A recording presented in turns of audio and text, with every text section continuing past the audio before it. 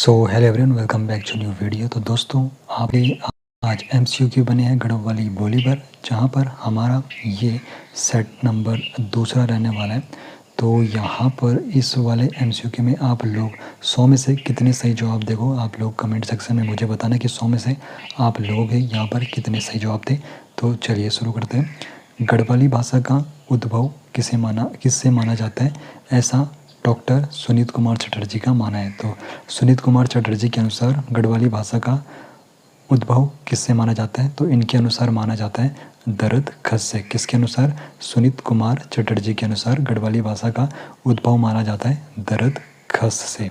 Doctor Dhirendra Verma के अनुसार गढ़वाली भाषा का उद्भव किससे हुआ था, तो डॉक्टर धीरेन्द्र वर्मा के अनुसार गढ़वाली भाषा का जो उदय हुआ था वो सौड़सेनी अपभ्रंश से हुआ था। किसके अनुसार? डॉक्टर धीरेन्द्र वर्मा के अनुसार। मैक्स मुलर ने अपनी पुस्तक साइंस ऑफ लैंग्वेज में गढ़वाली को क्या माना है, तो मैक्स मुलर ने अपनी जो इनकी पुस्तक थी साइंस ऑफ लैंग्वेज में, तो इन्होंने गढ़वाली को एक प्राकृत का एक रूप माना है। किसने? मैक्स मुलर ने साइंस ऑफ लैंग्वेज में। जॉर्ज गेर्सन की जो पुस्तक है लिंग्विस्टिक सर्वे ऑफ इंडिया, तो लिंग्विस्टिक सर्वे ऑफ इंडिया किसकी पुस्तक है? जॉर्ज गेर्सन की पुस्तक है लिंग्विस्टिक सर्वे ऑफ इंडिया। तो इन्होंने इसमें गढ़वाली भाषा को कितने उपभेदों में बांटा है, तो इन्होंने गढ़वाली भाषा को लिंग्विस्टिक सर्वे ऑफ इंडिया में 8 उपभेदों में इन्होंने गढ़वाली भाषा को बांटा है। निम्नलिखित में से कौन सा जॉर्ज गेर्सन के द्वारा उल्लेखित गढ़वाली का उपभेद नहीं है, तो इनके अनुसार जो है जौनसारी नहीं है, बाकी सिरनगरिया है, दसोलिया भी है, राठी भी है। तो सही जवाब हो जाएगा जौनसारी। आगे बढ़ने से पहले आपको बताना चाहता हूँ, अगर आप लोग हमें फाइनेंशियली सपोर्ट करना चाहते हो तो आप लोग इस QR कोड को स्कैन करके हमें सपोर्ट कर सकते हो, ताकि हम आप लोगों के लिए और भी बेहतरीन कंटेंट प्रोवाइड करा सकें। गढ़वाली भाषा का उपभेद जौनसारी किस क्षेत्र में प्रचलित है, तो गढ़वाली जो भाषा है तो इसका जो उपभेद है जौनसारी, तो ये किस क्षेत्र में प्रचलित है, तो ये जौनसार बावर क्षेत्र में ही। और जौनसार बावर क्षेत्र का है ये देहरादून की तरफ है, चकराता की साइड। उत्तरकाशी जिले के यमुना घाटी के नौगांव, पुरोला और मोरी में बोली जाने वाली गढ़वाली का उपभेद कौन सा है, तो नौगांव, पुरोला और मोरी में बोली जाने वाली जो गढ़वाली का उपभेद है वो है खोटा। ये कहाँ बोली जाती है? उत्तरकाशी जिले की यमुना घाटी के नौगांव, पुरोला और मोरी में कौन सी गढ़वाली की उपभेद यहाँ पर है, तो वो है खोटा। टिहरी गढ़वाल का जौनपुर क्षेत्र किस उपभेद के लिए जाना जाता है, तो टिहरी गढ़वाल का जो जौनपुर क्षेत्र है तो ये जौनपुरी उपभेद के लिए जाना जाता है। चमोली और पिथौरागढ़ में कौन सा उपभेद प्रचलित है, तो चमोली और पिथौरागढ़ में जो उपभेद प्रचलित है उसका नाम है भोटिया। चमोली और पिथौरागढ़ में कौन सा उपभेद प्रचलित है, तो भोटिया प्रचलित है। गढ़वाल के नागपुर परगना और पैनखंडा परगना में बोली जाने वाली बोली कौन सी है, तो गढ़वाल का जो नागपुर परगना है और पैनखंडा परगना है तो यहाँ पर नागपुरिया बोली जाती है, नागपुर परगने में और पैनखंडा परगने में। गढ़वाली शब्दावली पर आधारित यहाँ पर प्रश्न आप लोगों के लिए, तो गढ़वाली में पिता को क्या कहा जाता है, तो गढ़वाली में पिता को बुआ कहा जाता है।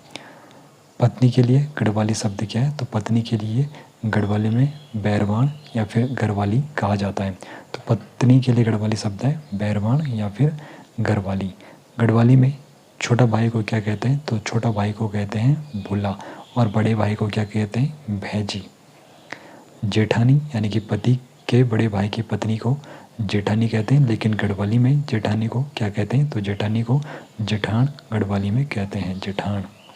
पुत्री को गढ़वाली में क्या कहा जाता है, तो पुत्री को गढ़वाली में कहा जाता है नौनी, और लड़के या पुत्र को नौनू।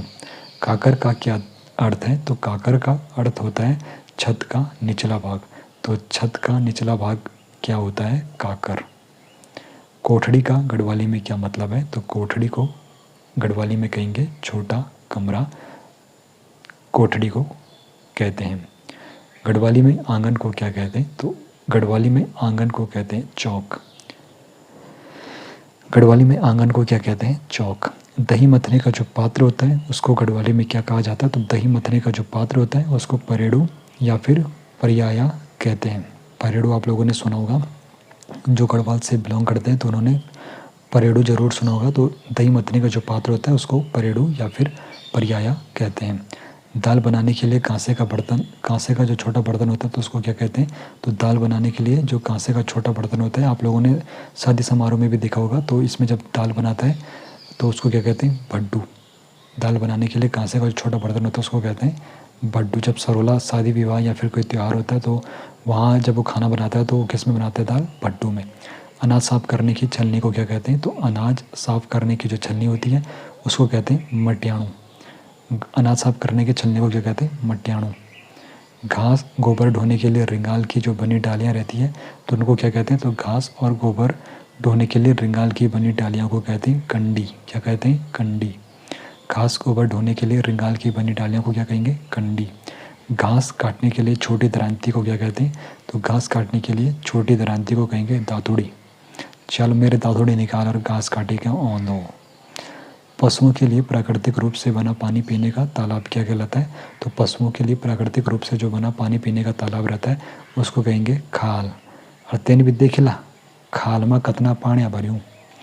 वर्षा का बौछार के लिए गढ़वाली शब्द क्या है? तो वर्षा का जब बौछार आता है तो गढ़वाली शब्द बोलते हैं उसको अरे बतवान वे किलो बेतर को सा, बतवानी। जंगल का चौकीदार को क्या कहते हैं? तो जो जंगल का चौकीदार होता है तो जंगल के चौकीदार को कहते हैं पत्रों। जंगल के चौकीदार को क्या कहते हैं? पत्रों। धान कोड़ने के लिए प्रयुक्त उपकरण और गढ़वाली में क्या कहेंगे? तो धान कोड़ने के लिए जो प्रयुक्त उपकरण होता है उसको कहते हैं ओखल। क्या कहेंगे उसको? धान कूटने के लिए प्रयुक्त उपकरण जो है ओखल। हाथ से घुमाई जाने वाली अनाज पीसने की चक्की क्या कहलाती है? तो हाथ से घुमाई जाने वाली अनाज पीसने की चक्की को कहते हैं जांदरी। क्या कहते हैं गढ़वाली में? जांदरी। सिलबट्टा यानी कि मसाला आदि पीसने का जो पत्थर होता है तो गढ़वाली में उसको क्या कहते हैं? सिल्लोटू। सिलबट्टा को क्या कहते हैं? सिल्लोटू। गढ़वाली में नदी को क्या कहा जाता है? तो गढ़वाली में नदी को कहा जाता है गाढ़। अब कुछ गढ़वाली लोकोक्ति यानी कि औखाण है, तो लोकोक्ति क्या हुई गढ़वाली में? औखाण। तो इन पर कुछ आधारित यहाँ पे प्रश्न है। जख बिल्ली तक मूसा नाचणु, इस लोकोक्ति का क्या अर्थ है? तो जख बिल्ली तक मूसा नाचणु, तो इसका मतलब है जहाँ नियंत्रण नहीं होता है वहाँ हम गलत कार्य कर सकते हैं। जहाँ नियंत्रण नहीं होता है वहाँ हम गलत कार्य कर सकते हैं। जग बिल्ली तक मूसा नाचणु। जख देखे तपात तक बिताई सारी रात, तो इसका मतलब क्या हुआ? अपनी सुविधा के अनुसार स्वार्थ सिद्ध करना। जख देखे तपात तक बिताई सारी रात, अपने सुविधा के अनुसार स्वार्थ सिद्ध करना। जुने धो अपने मुख ऊँ दिलो है सुख, यानी कि जो अपना कार्य स्वयं न कर सके वह दूसरों को क्या हित करेगा। जुने धो अपने मुख ऊँ दिलो है सुख, जो अपना कार्य स्वयं न कर सके वह दूसरों को क्या हित करेगा। पहले बूढ़ गीतांग से अब नाती जी हुई छ, इसका इस लोकोक्ति का मतलब है विशेष खुशी प्राप्त होने पर अति उत्साह प्रदर्शित करना। टकाना पैसा गौगा भैंसा, इस लोकोक्ति का मतलब है आर्थिक रूप से दुर्बल होने पर भी संपन्नता के सपने देखना। पढ़ाई लिखाई जाट 16 दूनी 8, तो इसका मतलब है मंद बुद्धि को कितना भी सिखाओ वह कुछ भी ग्रहण नहीं कर सकता। कुजाला पाणिमा छाइनी आंधी, तो इसका मतलब जो है अशांत और अस्थिर मन में सच्चाई और शांति नहीं आती है। तोना तखना बजराम हवलदारी करता है, तो बिना वेतन के बड़ा काम करना। तोना तनखा बजराम हवलदारी, तो बिना वेतन के बड़ा काम करना। कख गिड़की और कबर बरगी बरखी, यानी कि कुछ और बोलना और फिर कुछ अलग करना। अपना गौर का पहना से भी भला लगता है, यानी कि अपने लोगों या फिर चीज़ों की कमियां भी हमें अच्छी लगती है। अब गढ़वाली साहित्य और रचनाकारों पर यहाँ पर कुछ प्रश्न है। तो प्रथम गढ़वाली जो नाटक है, तो प्रथम गढ़वाली नाटक है जय विजय नाटक, प्रथम गढ़वाली नाटक है और इसके जो लेखक है भवानी दत्त थपलियाल जी। जय विजय नाटक के क्या है? लेखक है भवानी दत्त थपलियाल जी के द्वारा। दूसरा जो रचित नाटक है तो प्रहलाद भी किसके द्वारा रचित है? भवानी दत्त थपलियाल जी के द्वारा रचित है प्रहलाद। समाज नाटक के लेखक कौन है? तो समाज नाटक के लेखक है घनानंद बहुगुणा। समाज नाटक के लेखक है घनानंद बहुगुणा। प्रेमी पथिक किसकी रचना है? जो नरेंद्र शाह को समर्पित है। तो प्रेमी पथिक जो ये रचना है, प्रेमी पथिक जो कि नरेंद्र शाह को समर्पित है, तो ये तोता कृष्ण गैरोला की क्या है यहाँ पर रचना है। प्रेम पथिक किसकी रचना है? तोता कृष्ण गैरोला की। किसको समर्पित है? नरेंद्र शाह को। गढ़वीर महाकाव्य लोधी रिखोला पर। तो इसके रचनाकार कौन है? तो गढ़वी जो महाकाव्य है तो इसके जो रचनाकार है तो रूपमोहन सकलानी। तो रूपमोहन सकलानी गढ़वीर महाकाव्य के रचनाकार है, रूपमोहन सकलानी गढ़वीर महाकाव्य के। और मोछंग के लेखक कौन है? तो मोछंग के लेखक है चक्रधर बहुगुणा, मोछंग के लेखक है।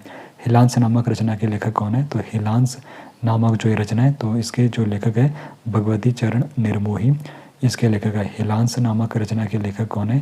भगवती चरण निर्मोही, इसके लेखक है। नागराजा महाकाव्य के रचनाकार कौन है? तो नागराजा महाकाव्य के जो रचनाकार है कन्हैया लाल डंडियाल। नागराजा महाकाव्य के रचनाकार है नाग राजा जो कि महाकाव्य है उसके रचनाकार कन्हैया लाल डंडियाल है। सैलवाणी किसकी रचना है? तो सैलवाणी जो रचना है ये अबोध बंधु बहुगुणा की रचना है। तो सैलवाणी किसकी रचना है? अबोध बंधु बहुगुणा की रचना है सैलवाणी। गढ़वाली भाषा और उसका साहित्य किसकी रचना है? तो गढ़वाली भाषा और उसका साहित्य ये हरिदत्त भट्ट शैलेश जी की रचना है।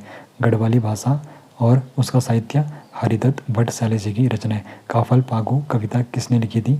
तो काफल पागु जो कविता है तो ये चंद्र कुमार बड़तवाल जी ने लिखी थी। तो चंद्र कुमार बड़तवाल जी ने काफल पागु कविता लिखी थी चंद्र कुमार बड़तवाल जी ने। स्वतंत्रता संग्राम के दौरान लिखी गई उठो गढ़वालियों कविता के रचयिता कौन है? तो उठो गढ़वालियों कविता के जो रचयिता है सत्यनारायण रतोड़ी जी है। गढ़वाल लोक गीत और गढ़वाली एक सांस्कृतिक अध्ययन किसकी रचना है? तो ये गोविंद चातक की रचना है। गढ़वाल लोक गीत और गढ़वाली एक सांस्कृतिक अध्ययन किसकी रचना है? गोविंद चातक की। तारादत्त गैरोला की महत्वपूर्ण रचना सदैव किस प्रकार की है? तो तारादत्त गैरोला जी की जो महत्वपूर्ण रचना है सदैव तो ये एक क्या है? काव्य संग्रह है। तो इनमें सब यहाँ पे कोई ऑप्शन नहीं होगा, तो इनमें से कोई नहीं, तो ये क्या है? एक काव्य संग्रह है। निम्नलिखित में से कौन सी रचना तारादत्त गैरोला की नहीं है? तो भूमियाल जो है ये तारादत्त गैरोला जी की नहीं है। भूमियाल एक गढ़वाली महाकाव्य है। तो भूमियाल क्या है? गढ़वाली महाकाव्य है। और दयाल किसकी रचना है? तो भूमियाल जो कि गढ़वाली महाकाव्य और दयाल तो ये अबोध बंधु बहुगुणा की रचना है। भुगतो भविष्य नामक गढ़वाली उपन्यास किसने लिखा था? तो भुगतो भविष्य नामक गढ़वाली जो उपन्यास लिखा था अबोध बंधु बहुगुणा ने लिखा था। भूतों की खो और बासंती नामक कहानी संग्रह किसके द्वारा लिखी गई थी? भूतों की खो और बासंती नामक कहानी संग्रह भगवती प्रसाद पात्री के द्वारा ये लिखी गई थी। एवरेस्ट का देवता किसकी रचना है? तो एवरेस्ट का देवता विद्यावती डोभाल जी की रचना है। गढ़वाली की पहली महिला साहित्यकार कौन है? विद्यावती डोभाल गढ़वाल की पहली महिला साहित्यकार है। अमृत की बूंदे किसकी रचना है? तो ये भी विद्यावती डोभाल जी की रचना है अमृत की बूंदे। पगली का प्रलाप का रचनाकार कौन है? तो पगली का प्रलाप ये भी विद्यावती डोभाल जी की रचना है। गढ़नी गीता और लीला प्रेम सागर किसकी रचना है? तो गढ़गी गीता और लीला प्रेम सागर। तो यहाँ पर जितने भी बताए गए उनमें से यहाँ पर कोई नहीं है और ये आपको मुझे कमेंट में बताने किसकी रचना है। गढ़वाली छंदमाला के रचनाकार कौन है? तो गढ़वाली छंदमाला के जो रचनाकार है लीला नंद कोटनाला। गढ़वाली छंदमाला के रचनाकार लीलानंद कोटनाला। और फूलकंडी नामक रचना किसने लिखी थी है? तो फूलकंडी नामक जो रचना है तो इसकी किसकी रचना है? महंत योगेंद्रपुरी की रचना है फूलकंडी। और गढ़वाली पखाना के लेखक कौन है? तो गढ़वाली पखाना के लेखक है शालिग्राम वैष्णव। तो शालिग्राम वैष्णव किसकी रचना है? गढ़वाली पखाना के लेखक कौन है? तो शालिग्राम वैष्णव है। रहवार नामक रचना के लेखक कौन है? तो रहवार ये किसकी है? सच्चिदानंद कांडवाल जी की ये रचना है। रहवार नामक रचना किसकी है? सच्चिदानंद कांडवाल की है। गढ़वाल झांकी के लेखक कौन है? तो गढ़वाल झांकी के लेखक कौन है? गढ़वाल झांकी के लेखक है मुरली मनोहर सती। तो मुरली मनोहर सती गढ़वाली झांकी के लेखक है मुरली मनोहर सती। और हिमवंत कविता संग्रह किसने लिखी है? तो हिमवंत जो कविता संग्रह तो ये लिखी थी चंद्र कुमार बड़तवाल जी ने। हिमवंत कविता संग्रह किसने लिखी थी? चंद्र कुमार बड़तवाल जी ने। बज बांसुरी किसकी रचना है? तो बज बांसुरी जो है भगवती प्रसाद पात्री जी की रचना है बज बांसुरी। अब आप लोगों के लिए यहाँ पे कुछ विविध प्रश्न। तो चाशनी गढ़वाली में किस बर्तन को कहते हैं? तो बड़ी कढ़ाई जो होती है जिसमें चाशनी बनती है फिर मिठाई बनती है तो इसको कहते हैं। थकोली का क्या अर्थ है? थकोली का अर्थ मतलब ये थाली आप लोगों ने सुना होगा तो उसको गढ़वाली में क्या कहते हैं? थकोली कहते हैं। जुआ क्या है? तो जुआ बैलों के कंधे पर रखी जाने वाली एक लकड़ी है। बैलों के कंधे पर रखी जाने वाली लकड़ी की जुआ। और कुल गढ़वाली में क्या है? तो कुल यहाँ पे गढ़वाली में क्या है? तो नहर को क्या कहते हैं गढ़वाली में? कुल कहते हैं। गधेरो और गदनों किसे कहते हैं? तो गधेरो और गदेनो किसको कहते हैं? तो पहाड़ी नाला को कहते हैं। छोया क्या है? तो छोया बरसाती पानी का एक स्रोत है। तो छोया क्या है? बरसाती पानी का क्या है? एक स्रोत है। और मगरा किसे कहते हैं? तो मगरा क्या है? पानी का प्राकृतिक स्रोत। तो मगरा क्या है? पानी का प्राकृतिक स्रोत क्या है? मगरा। और रो या फिर ओद क्या है? तो रो और ओद क्या है? नदी में वो स्थान जहाँ पानी गोल गोल घूमता है। और गोयर किसे कहते हैं? तो गाय चराने वाले को गोयर कहते हैं। और बकिया क्या होता है, तो जो भविष्यवक्ता होता है उसको क्या कहते हैं, बकिया कहते हैं। और औखाण गढ़वाली में किसे कहते हैं, तो औखाण किसको कहते हैं, लोकोक्तियों को गढ़वाली में औखाण कहते हैं। निम्नलिखित में से कौन सा उपवेद उत्तरकाशी जिले की मौरा तहसील के बगान क्षेत्र से संबंधित है, तो बगानी जो है ये बगान क्षेत्र से संबंधित है। चौथकोटी गढ़वाली का उपवेद किस परगना में प्रचलित है, तो चौथकोटी जो है ये चौथकोटी परगना में चौथकोटी जो गढ़वाली का उपवेद है तो चौथकोटी परगना में ये प्रचलित है। सलानी उपवेद ये उपरोक्त सभी, तो ये गंगा सलान, मोहल्ला सलान, तल्ला सलान, तो ये सभी में। और बधानी उपवेद गढ़वाल के किस परगना में प्रचलित है, तो जो बधानी उपवेद है तो ये बधा परगना में प्रचलित है। और मामा को गढ़वाली में माम्यू या फिर मैम्यू भी कहते हैं। जेठ पति का जो बड़ा भाई है गढ़वाली में उसके लिए शब्द है जेठ और जेठाणु, तो दोनों यहाँ पर सही जवाब हो जाएंगे। पुत्रवादी के लिए गढ़वाली शब्द क्या है, तो पुत्रवादियों के लिए जो गढ़वाली शब्द का वो होगा बुआरी। देवरानी यानी कि देवर की रानी के लिए गढ़वाली शब्द क्या है, द्योरान। द्योरान। गढ़वाली में चक्की को क्या कहते हैं, तो जंदरी गढ़वाली में चक्की को कहते हैं। चक्की जो होती है उसको जंदरी कहते हैं। खराट पानी से चलने वाली गढ़वाली में क्या कहते हैं, घट। और टेरियाली उपवेद किस क्षेत्र में प्रचलित है, तो टिहरी गढ़वाल क्षेत्र में टेरियाली उपवेद प्रचलित है। राठी उपवेद किस क्षेत्र में प्रचलित है, जो राठी उपवेद है ये पौड़ी गढ़वाल के राठ क्षेत्र में प्रचलित है। बांझ बनो बरखंड लोकोक्ति का क्या अर्थ है, यानी कि जहाँ जरूरत ना हो वहाँ पर काम करना। और भैंसा का गिच्छा फ्यूनिक को फूल लोकोक्ति का क्या अर्थ है, यानी कि किसी बेकार वस्तु की तुलना किसी मूल्यवान वस्तु से करना। और तिवारी का क्या मतलब है, तो मकान का प्रथम तल या फिर खुला बरामदा, ये तिवारी का गढ़वाली में मतलब है। मयू का क्या मतलब है, लकड़ी के छोटे छोटे दांतों वाला हल को क्या कहते हैं, मयू। और जो का क्या अर्थ है, तो सूखे खेत को समतल करने के लिए जो इस्तेमाल होता है उसको क्या कहते हैं, जो। आज जो लगा दो। डंगार किसे कहते हैं, तो डंगार क्या होता है, सीधा खड़ा पथरीला जो पहाड़ होता है वो उसे क्या कहते हैं, डंगार कहते हैं। भोटिया गढ़वाली को वेद किस क्षेत्र में प्रचलित है, तो भोटिया जो है चमोली और पिथौरागढ़ में प्रचलित है।